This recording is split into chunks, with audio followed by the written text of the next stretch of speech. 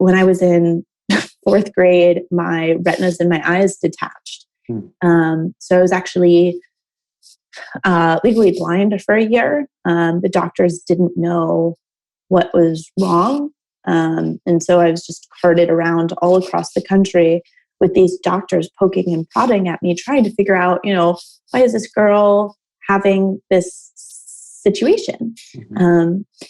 I was put on prednisone and methotrexate, pretty heavy steroids for the age that I was.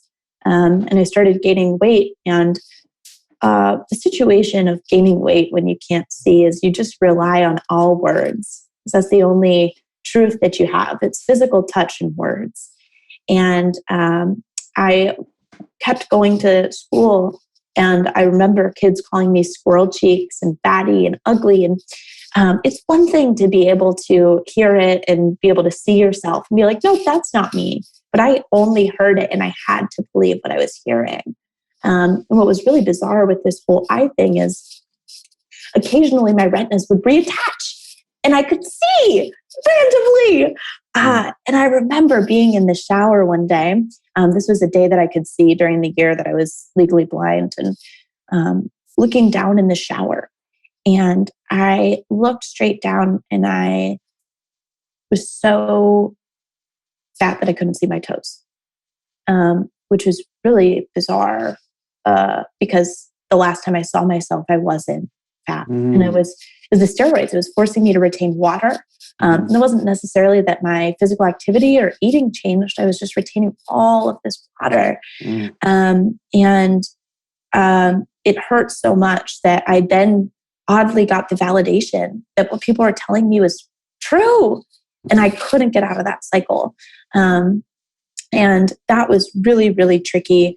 I was really thankful that I was ultimately diagnosed with what they called bilateral posterior scleritis, which is the inflaming of the retinas in your eyes. There were only 14 other kids in the world who had this bizarro thingy-majiggy. And those 14 other kids ended up dying. And so for me, death became really intimate. I think a lot about death. I never fear death because I just assume it's going to happen at a young age. But I also recognized, man, I'm living for some reason. And even in darkness, I still had a vision for myself. And that vision was to be able to change the world. And so that life-altering event, first of all, forced me to grow up pretty quickly. Sure.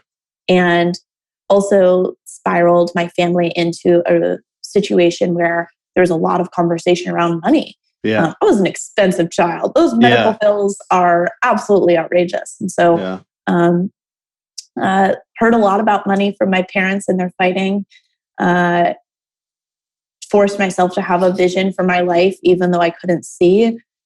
This was all in fourth grade. And so the benefit of all of that is now as a founder, nothing is harder than being blind when you're in fucking fourth grade.